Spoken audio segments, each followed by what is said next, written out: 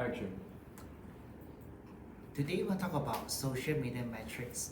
Every job has a KPI, so whatever we do, our bosses will always ask us to evaluate how successful are we, where are we now versus the time before we start to embark on the social media marketing journey. So I want to discuss with you 10 metrics that you can track on social media. These are metrics that it's obvious, these are hard data. But most importantly, it's about this.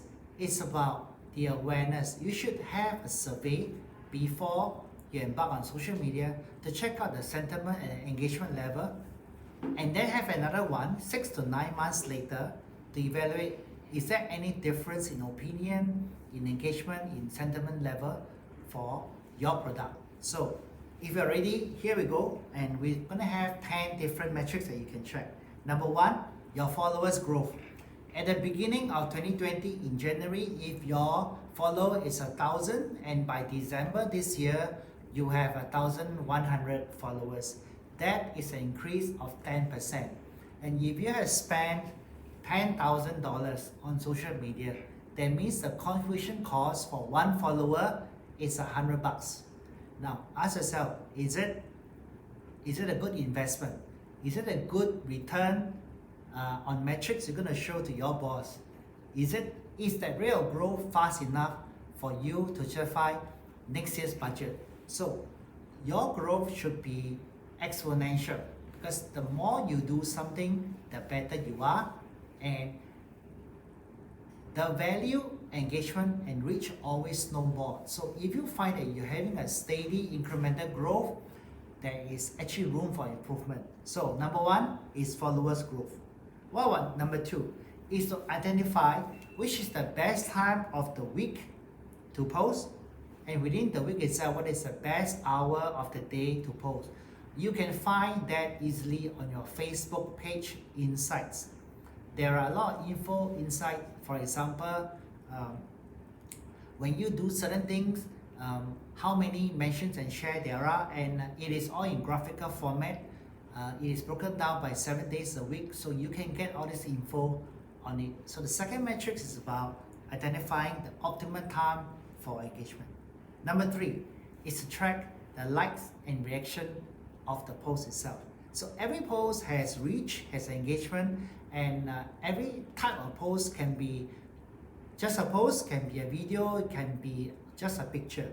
Whatever it is, you should evaluate different posts against different time. If two similar posts are having two different engagement, check back what are the words you use in every post itself. So you can track that easily by Facebook Insights itself. Number four is to monitor the mention. You can do that easily by Hootsuite. You can also easily do that by third-party software like Social Mention. It's about tracking how many times you're being mentioned and whether those mentions are positive or negative. Number five, you can study the demography of your followers. How many percent are female? How many percent are male? How many percent from every country? Now, this is what we call demography. But in digital marketing, we are more interested in psychography. That means to say, sit down and do a brainstorm. Can you get into the mind and heart of your customer and know their biggest challenge, their biggest motivation, their biggest excuses? If you have those answers, that is more precious than a demographic insights. Point number six, decide on the reach. Are you reaching roughly about the same number of people even though your followers has increased every day? Maybe it has to do with the type of follower that follows you. So if a follower has many other followers, you are able to widen your reach. It's just like LinkedIn. If you know 500 people, each of them has 5,000 contacts, your secondary reach would be at least 2.5 million. Versus again, 500 people whom they each have less than 50 people in their network. Your network is just 25,000. So your reach is very important. The quality of a follower is more important than the number of followers you have. Number seven, look at your reply comments on your post. Are they more negative than positive? What is the tone being used? Now, this is something you should put inside a qualitative report for social media. It is about how friendly everybody is towards your brand. So, if you're hostile, you're likely to get an equal action or reaction. Remember, the way people respond to you is just as important as the number of likes that you have. In fact, they're more important. Number 8, find out what content is being shared. Sometimes when you have content being shared, you gotta ask, what are these content? Are they educational content? Are they entertaining content? Are they motivational content? Or are they very practical tips? What is being shared in the marketplace? What is the magic word that make them click? So, if you use BuzzSumo, you are likely to find out what is the topic that people are very likely to be happy to share. From there, you work backwards and you weave it into your content strategy. That is essential. Reading a lot, reading widely, reading case studies are all very important. So whenever you have a news where somebody is doing something great, always check out their social media platform. Point number 9. Point number 9 is about really having a lot of social sharing buttons. Do you have enough buttons for you for people to syndicate your content into other media? For example, is your content easily shareable on WhatsApp or WeChat? It's important that besides the usual Facebook, Instagram, Twitter, LinkedIn, you have more platform, more avenues for people to share your information out.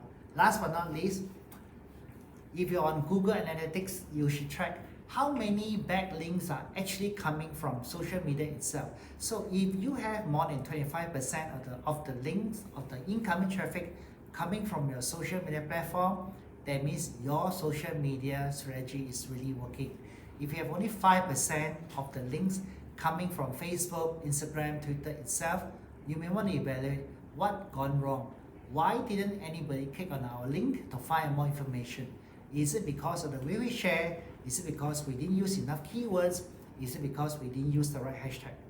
So in essence, these are the 10 things that you should actually look at. The last one is click rate. So click rate is linked to the Google Analytics that I just mentioned about. Now, these are the hard data you can always put on record. You can outsource all this to an agency to give you a report, but the true engagement, it's really in the type of engagement you have for the customers. For example, do you do enough focus group to talk to your actual customer to find out what they really want? Do you do a case study profiling of your customer and make them the hero? Most of the time, brands make themselves the hero and they forgot about the customer. Remember that business exists because of our customers and not because of our campaign. So I hope that you can find more success using these 10 metrics to evaluate your brand. And when you have some success, do remember to let me know and we'll continue the discussion. Thank you very much. Sure.